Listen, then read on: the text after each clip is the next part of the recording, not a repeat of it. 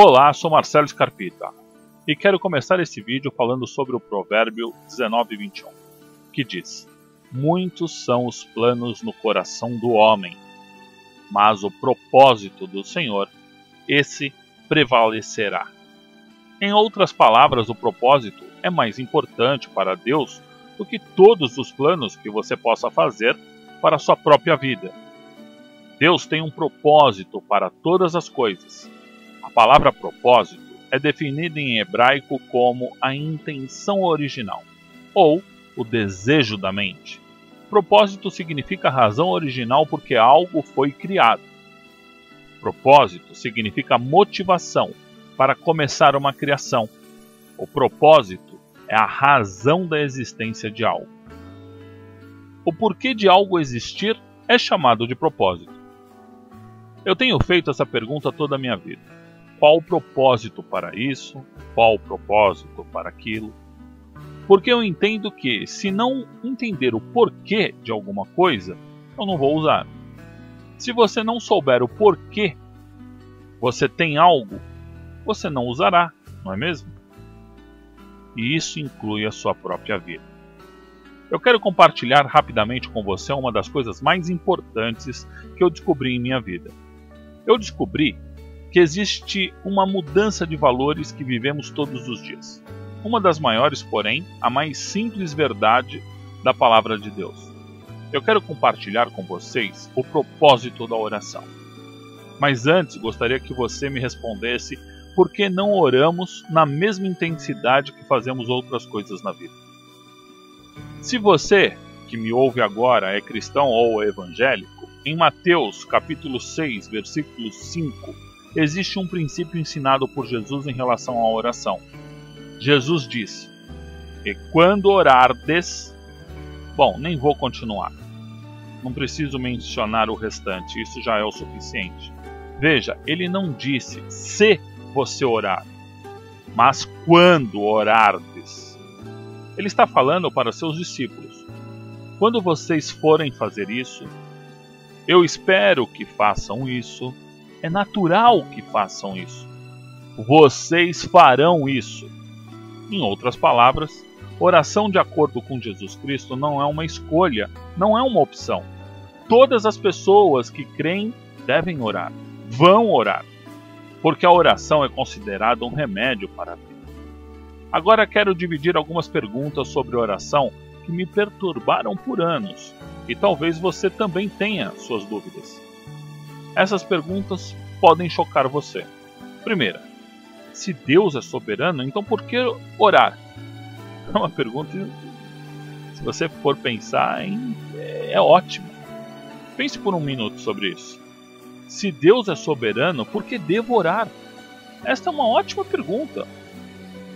Se Deus é soberano, Ele pode fazer tudo o que Ele quiser, não é verdade? Então volto a te perguntar, por que devo orar se Deus é soberano? Ele pode fazer qualquer coisa da forma que Ele quiser, então para que orar? A segunda pergunta é, se Deus não pode ser influenciado por nós, então por que orar? Se Ele é soberano e pedirmos para fazer algo que Ele quiser fazer diferente, então por que devo perder meu tempo apelando para Ele, se no final a vontade dEle é que vai ser feita de qualquer forma? Esta é uma ótima pergunta, você não acha? É uma pergunta bem lógica. Mas essa pergunta mexeu comigo. Se Deus não pode ser afetado pelo que nós falamos, Ele é Deus, então para que orar? Eu achei as respostas que mudaram minha vida. São várias, mas vou mencionar aqui 3 respostas que mudaram minha vida completamente. Primeira, Deus é soberano como a sua palavra. Segunda, Deus está limitado pela sua palavra. Terceira, Deus nunca violará a sua palavra. Vou repetir para você a razão por que oramos é a causa dessas 3 coisas. Número 1, Deus é soberano com as suas palavras. Número 2, Deus está limitado pela sua palavra. Número 3, Deus nunca violará sua palavra. E por que isso é tão importante? Sempre que Deus fala, seja o que for que Deus diga, isto vira lei. Não apenas para a criação, mas também vira lei para Deus. Deus é soberano até que ele fale. Então, quando Deus fala, ele é soberano, mas está limitado às suas palavras. E por que isso é tão importante para você e para mim? Porque a oração foi criada pelas limitações da palavra de Deus. Se você é cristão ou evangélico, abram suas Bíblias em Lucas capítulo 11 e leia. A única coisa que os discípulos de Jesus pediram a ele não foi andar sobre as águas, curar os leprosos ou fazer cegos enxergarem. Você sabe o que foi? A única coisa que eles pediram para Jesus, o único pedido foi: ensina-nos a orar. Pense por um instante, Pedro poderia ter pedido para ensinar a multiplicar pães ou para limpar os leprosos, mas não. Só pediram uma coisa: orar. O Novo Testamento diz em Lucas capítulo 11, versículo 1, o seguinte: estava Jesus em certo lugar orando e, quando acabou, disse-lhe um dos discípulos: Jesus, Senhor, ensina-nos a orar, como também João ensinou aos seus discípulos. Veja só, gosto da parte que fala: quando ele acabou, então os discípulos agiram. O que significa, em outras palavras, que eles estavam espiando atrás de alguma moita. Vou fazer uma declaração que vai sacudir sua teologia. Você sabia que Jesus nunca orou com seus discípulos? É verdade. Ele já fez uma oração geral, mas com os seus discípulos nunca orou. Ele só orava sozinho. Leia sua Bíblia com cuidado. Sempre que ele ia orar, dizia para eles ficarem. Por quê? Porque a oração é uma coisa pessoal. Muitos de nós adoram oração em grupo, porque não gostamos de orar só, ou não sabemos, na verdade, como fazer. Oração é um assunto privado, é um relacionamento pessoal, íntimo, direto com Deus. Jesus estava orando para si mesmo e eles estavam ali observando Jesus. E quando ele terminou, pediram. O Novo Testamento diz: eles falaram para ele: Mestre, ensina-nos a fazer isso. Agora tem uma pergunta para você que fiz há muitos anos atrás para mim mesmo. Por que esta foi a única coisa que eles pediram para Jesus ensinar? Você não acha estranho que não pediram para ensinar a fazer milagres, ou andar sobre as águas, ou multiplicar pães? Eles só pediram que os ensinassem uma coisa: ensina-nos como fazer esta coisa que você faz sozinho, que ouvimos fazendo. Porque eles só pediram uma coisa: como orar. Eu descobri. Porque os discípulos finalmente captaram a intenção, o que estava por trás de tudo isso. Ouça com atenção agora. Isto é o que chamo de lógica indutiva ou dedutiva. Os discípulos ficaram espertos depois disso, porque eles viram. O Novo Testamento sempre diz isso. E Jesus dirigiu-se de madrugada a um lugar solitário para orar. Olha só. Você já leu isso antes em sua Bíblia? Muito provavelmente sim, não é mesmo? Bom, então ouça com atenção. De madrugada, Jesus levantou-se e foi para um lugar deserto para orar. Quando ele fez isso, de madrugada, ainda bem escuro. No Oriente, o sol nasce muito cedo, 5 ou 6 horas da manhã. O que nos leva a crer que Jesus levantava de 3 a 4 horas da manhã, bem antes do início do dia, para orar. E lá ficava por 3 ou 4 horas orando a Deus. E quando descia à cidade, fazia milagres imediatamente, numa fração de segundos. E a dedução que os discípulos tiveram foi: se eu gastar 4 horas com Deus pela manhã, posso gastar apenas 1 minuto com os homens durante o dia. Olha só. Teve um caso que um pai levou, se vocês lerem na Bíblia, um pai falou que o seu filho estava endemoniado e pediu para que seus discípulos de Jesus tirassem o demônio dele.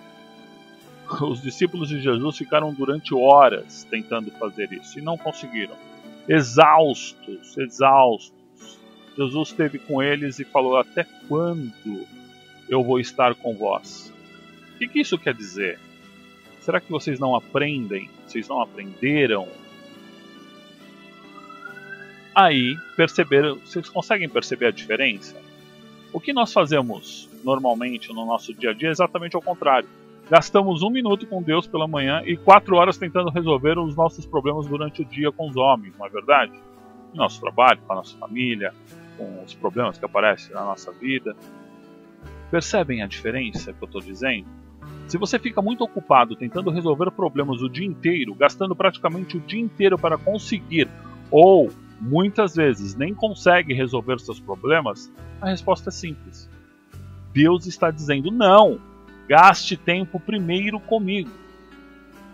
Pois saibam que tempo em oração não é tempo gasto, e sim tempo investido. E os discípulos descobriram isso. Estudando, sempre me questionei sobre isso. Ouça atentamente, pois quero lhe mostrar algo que, quando você entender isso, você nunca mais será o mesmo ou a mesma. Eu me perguntava, por que Jesus era tão comprometido com uma vida de oração? Porque ele entendeu o que chamamos do preço da oração.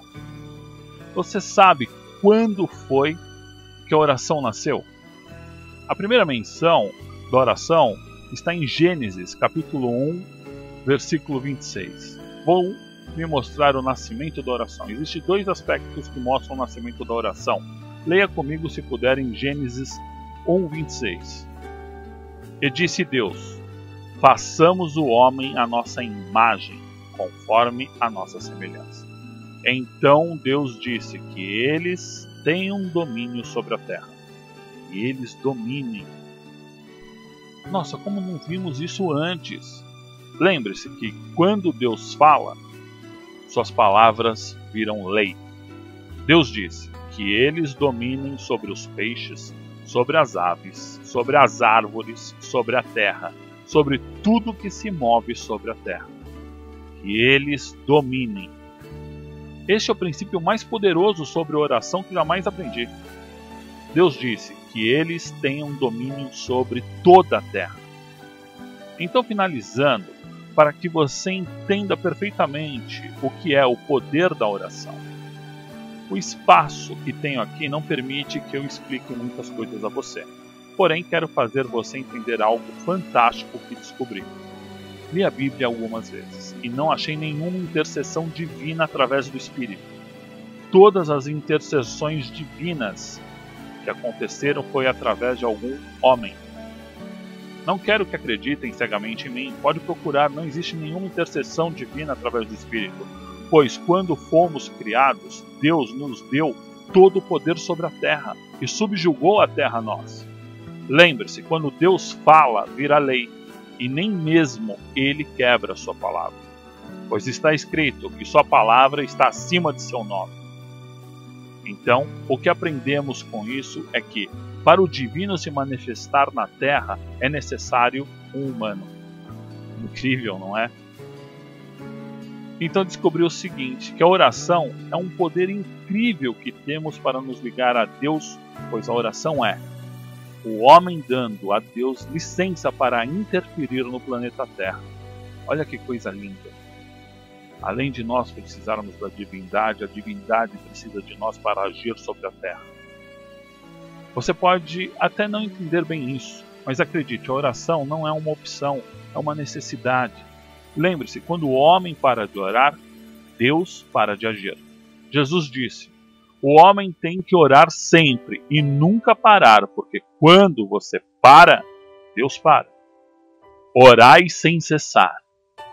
Se você assistiu esse vídeo até aqui, eu lhe desafio agora. Pare de depender de intercessores. Ore você mesmo. Você tem o poder de transformar seu mundo, fazendo Deus agir através de você. E a porta para isso é a oração. Entende o poder que existe nisso? É incrível.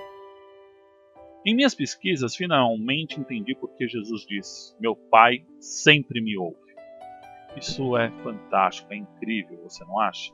Independente de você comprar agora o poder da oração, de hoje em diante isso também vai acontecer com você. Sua oração agora será respondida, porque agora você sabe quão valioso você é para Deus. Para finalizar esse vídeo, quero lembrá-lo ou lembrá-la do que está escrito nas Escrituras. Tudo o que ligares na terra será ligado no céu. Quero que você determine seu sucesso, sua saúde, sua prosperidade, sua sanidade mental, pois o que está ligado na terra será ligado nos céus. Foi um prazer imenso que você compartilhou esse tempo comigo, para que eu pudesse lhe transmitir um pouquinho do poder da oração. Se você gostou, você ainda não viu nada, pois nesses 6 CDs tem muita coisa boa. Tome a decisão certa, compre agora a sua coleção Poder da Oração. Ela vai mudar sua vida. Obrigado, aguardo o seu pedido.